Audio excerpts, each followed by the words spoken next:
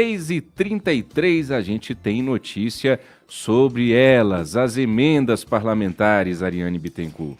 Mais um episódio dessa novela envolvendo as emendas. O Congresso aprovou ontem um projeto de resolução com mecanismos para aumentar a transparência e a rastreabilidade das emendas parlamentares, porém com brechas capazes de esconder os chamados padrinhos dessas emendas, desse dinheiro público. O texto, na prática, cria a emenda do líder partidário, que antes não existia. Pela resolução, as indicações das emendas de comissão vão ser encaminhadas para deliberação pelos líderes dos partidos. E foi isso o que aconteceu em dezembro do ano passado, naquele contexto todo que a gente viu que foi parar no Supremo Tribunal Federal. Líderes partidários indicando emendas no lugar das comissões.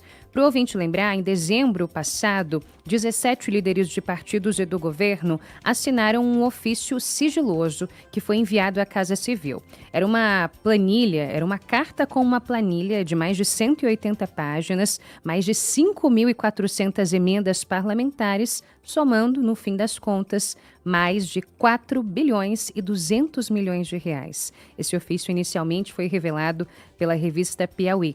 E aí, em uma petição ao Supremo Tribunal Federal, o PSOL mostrou que esse ofício foi assinado sem aprovação prévia e sem o registro formal pelas comissões. E aí, ainda em dezembro, no mesmo 12 de dezembro em que esse ofício foi enviado, o então presidente da Câmara, Arthur Lira, fechou todas as comissões, impedindo que acontecesse qualquer nova reunião. Ao Supremo Tribunal Federal, o Partido Novo diz que o ofício demonstra que as comissões serviriam apenas como um biombo para indicações de líderes partidários, ocultando, escondendo os reais autores dessas emendas. Na época, o ministro Flávio Dino, do Supremo, suspendeu os pagamentos e a deputada federal Adriana Ventura, do Novo de São Paulo, criticou a nova regra em entrevista à TV Câmara. A gente ouve agora o que ela disse. No projeto tinham vários anexos e ali era muito simples, basta colocar uma coluna, colocar o autor da emenda, não o autor que é utilizado como escudo, que é o líder partidário, o presidente da comissão, mas sim o parlamentar que indica, né? Porque a gente, para sair desse círculo vicioso de deixar sempre um refém do outro, seja parlamentar refém de líder, seja legislativo refém de executivo, e acabar com esse balcão de negócio. Esse era o objetivo e, infelizmente, esse projeto não cumpriu o seu papel.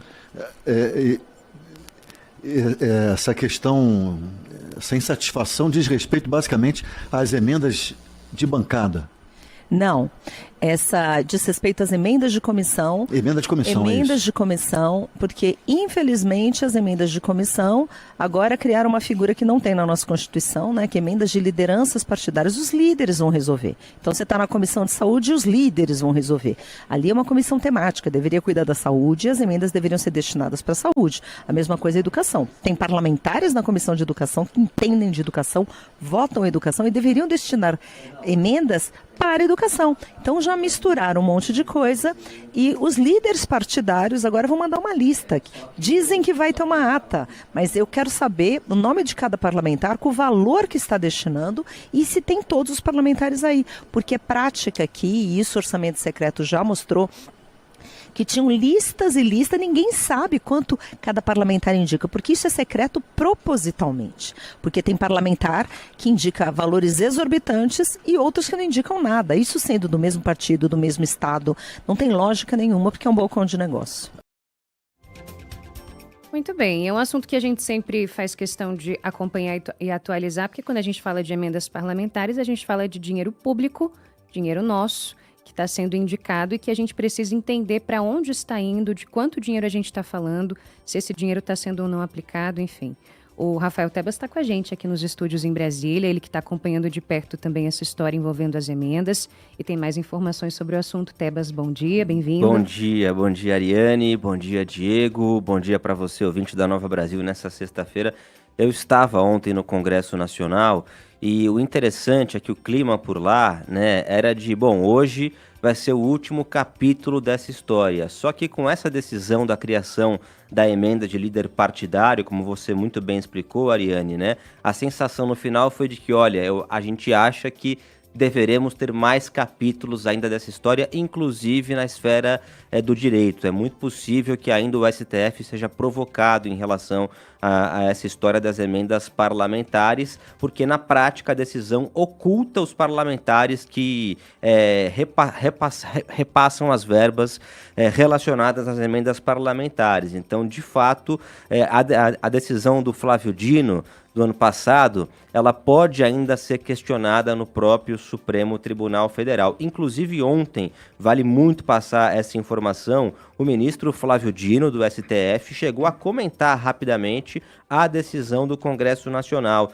dizendo que foi uma solução longe do ideal, claramente indicando que ainda pode haver discussão no STF. Vou abrir aspas rapidinho aqui no Nova Manhã para o ministro Flávio Dino. Há o diálogo e há decisões que levam a novos diálogos e assim sucessivamente, para que nós possamos, como houve no orçamento secreto, ter um acúmulo de progressos. Ou seja, ele deixa claro que ainda pode se avaliar, essa discussão pode ocorrer também no STF por conta dessa definição do Congresso Nacional bastante dúbia, vamos dizer assim.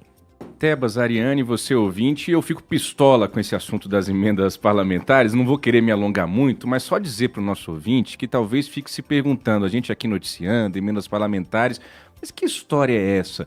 A história é a seguinte: os deputados e os senadores querem meter a mão no nosso dinheiro sem transparência. E já está há um bom tempo o Supremo Tribunal Federal dizendo o básico, que é, meu amigo, minha amiga, não tem transparência na distribuição desse dinheiro.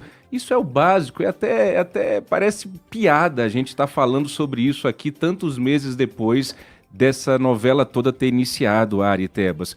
Porque os caras não querem dizer quem é que está indicando tanto de dinheiro para tal lugar. Ou seja, o que leva você, ouvinte, a entender, né? Como é que você entende essa história toda? Se não quer transparência, é porque tem alguma coisa errada. Isso é muito óbvio. Isso é muito óbvio. Ariane, sempre foi assim na política brasileira. Todo político adorava. Ele fazia questão de dizer: eu, Diego Amorim, estou levando essa emenda lá para o meu estado do Piauí. Porque ele usava isso como politicamente, como um ativo político e tudo mais. O que mudou? Para os parlamentares não quererem mais ser pais, entre aspas, desse dinheiro público que está jorrando de Brasília. No montante, Tebas, de 4 bilhões de reais. Só no ano passado foram 50 bilhões. É um escândalo, é um escárnio. A gente está vendo o Flávio Dino se movimentar no Supremo Tribunal Federal, mas posso dizer aqui, o comentário é meu, eu assumo aqui o meu comentário. É muita conversinha. Aí tem conversa no Supremo, conversa, aí reúne aqui os líderes partidários, aí vai no Congresso, aí mais uma reunião. Não tem que ter muita reunião, não. A conversa é clara, é o seguinte: só vai liberar a emenda se tiver transparência. Se não tiver transparência, não vai liberar. Tinha que ser simples assim. Mas a gente está aqui nessa ladainha de emenda parlamentar, enquanto isso eles estão metendo a mão do nosso dinheiro. O Estado brasileiro, para finalizar, Tebas, Ariane, ouvinte, não tem condição de fiscalizar 50 bilhões de reais que estão jorrando de Brasília por ano. De vez em quando vai pegar um deputado ali mais desatento, entre aspas, que jogou a mala de dinheiro pela janela, que guardou um maço de dinheiro na cueca. De vez em quando vai ter uma operação aí, mas não tem como fiscalizar. Não é porque a Polícia Federal não quer, não é porque a Contradoria Geral da União não quer, é porque não tem estrutura para se fiscalizar esse tanto de dinheiro que está saindo de Brasília sem transparência. Tebas?